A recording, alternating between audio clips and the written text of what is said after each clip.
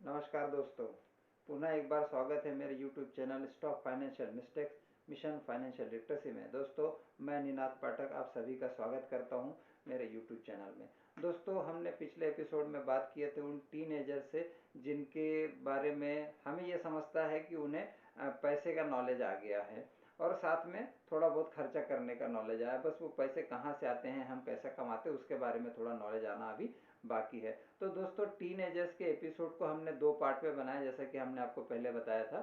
तो पिछले बुधवार को हमने उस विषय के ऊपर में बात की थी कि टीनेजर्स की क्या क्या चैलेंजेस हैं, और अगले बुधवार को हम उसी का कंक्लूसिव पार्ट लाएंगे, जिसमें हम उस टीनेजर ग्रुप के अपॉर्चुनिटी के बारे में, यानी जो चैलेंजेस है वही चैलेंजेस किस तरह से अपॉर्चुनिटी बन सकती है, या हम उसको अपॉर्चुनिटी लेकर के भी चल सकते हैं, उस विषय के ऊपर में बात करेंगे। और जैसा कि दोस्तों, हमने पिछले बुधवार को ही हमने बताया था कि बीच का जो संडे का एपिसोड है, संडे का एक स्पेशल एपिसोड है, उस विषय के ऊपर में बात करेंगे। तो दोस्तों, बात करने से पहले मैं चाहूँगा कि आप मेरे चैनल को सबसे पहले लाइक, शेयर और सब्सक्राइब करें, ताकि आपको इसके नोटिफिकेशन आते रहे और हम अपने चैनल के सारे एपिसोड को आपके साथ शेयर कर सकें।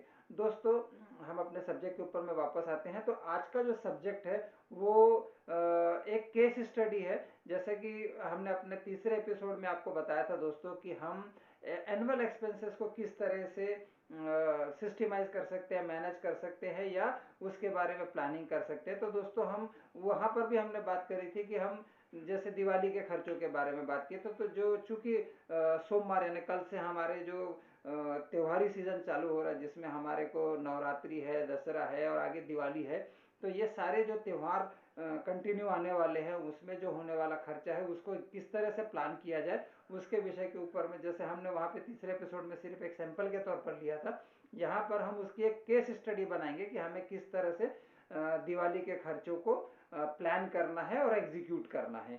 और आप यही फॉर्मूले के ऊपर में, अगर घर में कोई शादी आती है रिश्तेदार की वगैरह, और कोई भी जो बड़ा खर्चा आता है, उसको भी आप इसी प्लानिंग के तहत आप सिस्टमाइज कर सकते हैं, मैनेज कर सकते हैं, और इस तरीके से आप उसकी फाइनेंशियल प्लानिंग को कर सकते हैं। तो दोस्तों, ये एक रोल मॉडल के तौर पर काम करेगा ये केस स्टडी। आप इससे समझ सकते हैं कि किस तरीके से हमें खर्चों को मैनेज करना है, या किस तरीके से हमें खर्चों के लिए आगे बढ़ना है। दोस्तों, जैसा कि दिवाली के बारे में अगर मैं बात करूं, तो दोस्तों, दिवाली में जो खर्चे आते हैं, जैसे हम ऑफिस की भी भाषा में बात करते हैं, ऑफिस में भी अगर कोई प्रोग्राम होता है तो सबसे पहले एक मीटिंग होती है, जिसको ब्रेनस्टॉर्मिंग सेशन कहते हैं मैनेजमेंट की भाषा में। तो एक ब्रेनस्टॉर्मिंग सेशन हम ऑफिस में रखते हैं। तो दोस्तों, वही फॉर्मूले के ऊपर में हमें अपने घर पर, घर के सारे सदस्य जिनको पैसा समझता है, जिनके लिए हमें ये दिवाली के सीज़न में कुछ ना कुछ लेना है, खरीदना है, और उनके लिए खर्चों की बात करना है, तो वो पूरे लोगों ने बैठ करके, चाहे संडे को या किसी भी दिन, जैसे हर घर की अपनी अपनी कंफर्ट है, उस हिसाब से वो कंफर्ट में बैठें और उस विषय के ऊपर में चर्चा करें। जो सबसे पहले जो एक सेशन हमें रखना है, वो एक मीटिंग जैसा है या ब्रेनस्टॉर्मिंग सेशन है कि हमें किसके लिए क्या क्या करना है।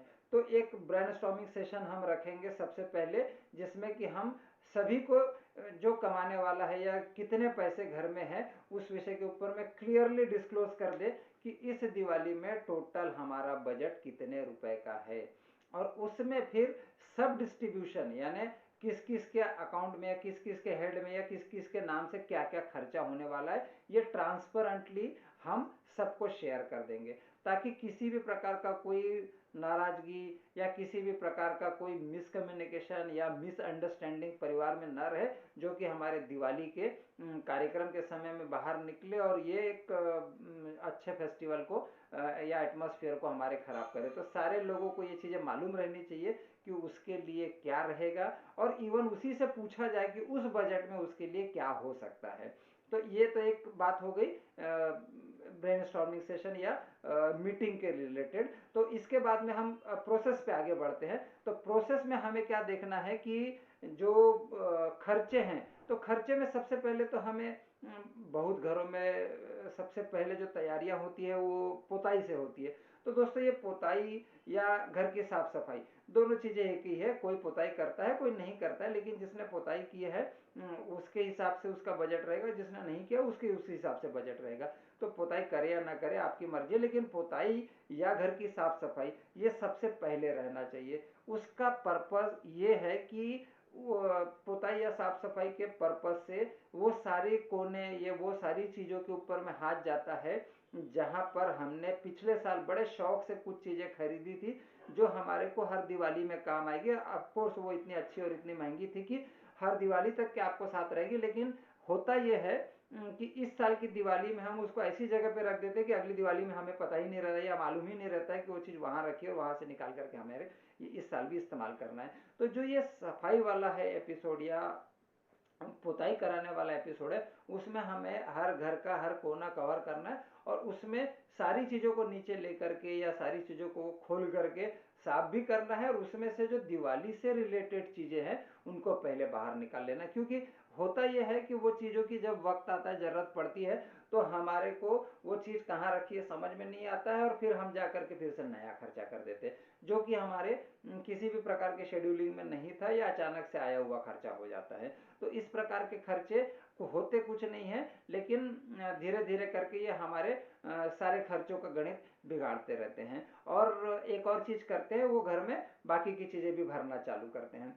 तो दोस्तों ये जो साफ सफाई का प्रोग्राम है, ये सबसे पहले इसलिए भी होना चाहिए कि इससे घर में क्या क्या चीजें सजावट के रिलेटेड हो गया या कपड़े लत्ते से रिलेटेड हो गया या चद्दर कपड़ों से लेकर के पर्दे सोफे और बाकी जो ग्रोसरी हमें लगने वाली है दिवाली के लिए या दिवाली के महीने में, तो इस सब का सारा हमारे साथ में ट्रांसपेरेंटली पिक्चर आंखों के सामने में आ जाती है। तो ये चीज़ें सबसे पहले हम करेंगे और उसके बाद में दूसरा एपिसोड चालू करेंगे, दूसरा खर्चा चालू करेंगे। जिस तरीके से ये चीज़ें निकल गई बाहर, तो इसमें हमारे को ये भी मालूम हो गया कि हमारे पास में इस साल कपड़े कौन से हैं। कपड़े खरीदने का भी एपिसोड इसमें साफ सफाई के बाद में आएगा। तो कपड़ों में जैसा कि हम कुछ चीज़ें कभी कभी क्या होता है कि हम हमारे पास में बहुत एथनिक या बहुत पार्टी वेयर टाइप के कपड़े हो जाते हैं और फिर से हमें पसंद आने के कारण से हम फिर कुछ एक ऐसा कपड़ा खरीदने के लिए पसंद आने की वजह से उस मूड में या उस फ्लो में चले जाते हैं कि हमारे पास में एथनिक वेयर्स या पार्टी वेयर्स बढ़ जाते हैं, लेकिन कैजुअल वेयर्स या फॉर्मल वेयर्स कम हो जाते हैं। तो ये एक प्रकार का बैलेंस है, क्योंकि हर दिन तो दिवाली या हर दिन त्योहार या हर दिन इनविटेशन तो नहीं आते हैं। हमें कैजुअल भी होना कपड़ों के साथ में होना चाहिए, हमें फॉर्मल भी कपड़े हमारे पास में रहना चाहिए, यानी एक कंप्लीट वार्डरोब होना चाहिए जिसमें कि हर इवेंट हर सिचुएशन के हिसाब से हमारे पास में वेयरिंग्स अवेलेबल रहे। तो ये चीज़ों का भी हमें ध्यान रखना है कि इस साल हमारे घर में आने वाले दिनों में कौन से रिश्तेदार के यहाँ की क्या शादी है या और कोई फंक्शन है। तो इन सब चीज़ों को ध्यान में रख करके हमें कपड़ों की खरीदी के बारे में आगे बढ़ना चाहिए। तो कपड़ों की खरीदी में ये दो चार चीज़ें भी हमें ध्यान रखना है कि हमें किस किस प्रकार के कपड़े खरीदना है और किसके किसके लिए क्या क्या खरीदना है, और इसमें जो कपड़े खरीदना है उसका बजट भी हमारे को करके रख लेना है। जिसके घर के हिसाब से जो भी अमाउंट जैसे डिस्ट्रीब्यूशन में जिसके जिसके हेड में जिसके जिसके नाम पर जो रकम आई थी उसी रकम के अंदर में ही वो खर्चे या वो कपड़े खरीदने चाहिए। तो कपड़े और साफ सफाई के बाद में दोस्तों बाकी की तैयारियां आती है, जैसे घरों की और कुछ सजावट होती है या जैसे कुछ मिठाइयाँ बनाई जाती है अपने यहाँ पर, और उसके लिए भी जो चीज़ें लगती है उसका भी एक प्रोविज़न होना चाहिए कि वो कितनी लगेगी। ऐसा ना हो कि बहुत ज़्यादा बन जाए या ऐसा भी ना हो कि बहुत कम बन जाए। तो इस प्रकार की सिचुएशन नहीं होनी चाहिए। हमारे को ट्रांसपेरेंटली ये मालूम रहना चाहिए कि हमें खर्चे कहाँ कहाँ करने हैं, कितने करने हैं, कैसे करने हैं, और ये सारी चीज़ें एक दूसरे को मालूम रख करके, ताकि किसी भी सिचुएशन में अगर हम घर के बाहर का कोई सदस्य अगर हमारे परिवार में आता है दिवाली के दरमियान में या कार्यक्रम में, तो उसके सामने में पूरी फैमिली की एक यूनिटी दिखे और पूरे परिवार एक कॉमन पिच के ऊपर में दिखे। ऐसा ना हो कि कोई कहीं भग रहा है या किसी के मुंह से कोई और बातचीत निकल रही है और किसी और कोई और कुछ और बात बोल रहा है। तो इस प्रकार की कोई भी एम्बैरेसमेंट सिचुएशन क्रिएट नहीं होनी चाहिए, क्योंकि फेस्टिवल एक एंजॉयमेंट का पार्ट है, उसको एंजॉय ही करना है और उसके अलावा और कुछ नहीं करना है। तो ये जो चीज़ें हैं, ये जो छोटी छोटी जो मिसअंडरस्टैंडिंग होती है या इनट्रांसपेरेंसी होती है, ये कहीं हद तक के चीज़ों को थोड़ा सा क्रिटिकल या मुश्किल बना देती है। तो ये चीज़ों को हमें कंट्रोल करना है। और साथ ही दोस्तों, जिस प्रकार से पटाखों की बात है, तो पटाखे चलाने चाहिए, लेकिन सुरक्षा के साथ में चलाने चाहिए। इसका खर्चा कितना करना है ये आपका पर्सनल लुकआउट है, लेकिन जितना भी करें सुरक्षा के साथ में करें। कहने का मतलब पूरा का पूरा त्यौहार ही हमें सुरक्षा के साथ में करना है। तो सुरक्षा सिर्फ पटाखों से ही नहीं है, फाइनेंशियल सिक्योरिटी भी, फाइनेंशियल सेफ्टी भी हमें ध्यान में रखना चाहिए। और कोई भी इवेंट रहे, चाहे वो दिवाली ही क्यों ना हो या बाकी भी घर के परिवार के इवेंट क्यों ना हो, हमें इस तरीके से मैनेज करने चाहिए जिसमें हमारे को हमारे पूरा परिवार एक टीम के तौर पर लगना चाहिए। और सारे लोगों को ये मालूम होना चाहिए कि हमें अपने परिवार में किस प्रकार से ये दिवाली मनानी है। तो जो भी कार्यक्रम हमें करना है उसको हम इस तरह से करेंगे कि हमें कार्यक्रम की समझ रहे कि हमारे को कहाँ जाना है। तो दोस्तों, इस प्रकार से हम दिवाली को लेकर के ये एक एपिसोड किए हैं, जिसमें आपको शायद हमारे को लगता है कि समझ में आ गया होगा कि हमें दिवाली किस तरीके से मनानी है, सुरक्षा के साथ में और पूरे कल्चरल तरीके से। तो ये जो सारी चीज़ें हैं वो आप करके देखिए इस दिवाली में। ये स्पेशल एपिसोड लाने का पर्पज़ यही है कि आप इस तरीके से फॉर्मूले से समझें कि हमें दिवाली या कोई भी इवेंट किस तरीके से ऑर्गेनाइज या मैनेज करना है। दोस्तों, हम आज का एपिसोड यहीं रोकते हैं और हमारे चैनल को आप ज़रूर सब्सक्राइब कीजिए, नोटिफिकेशन के लिए बेल आइकन दबाइए। थैंक यू दोस्तों।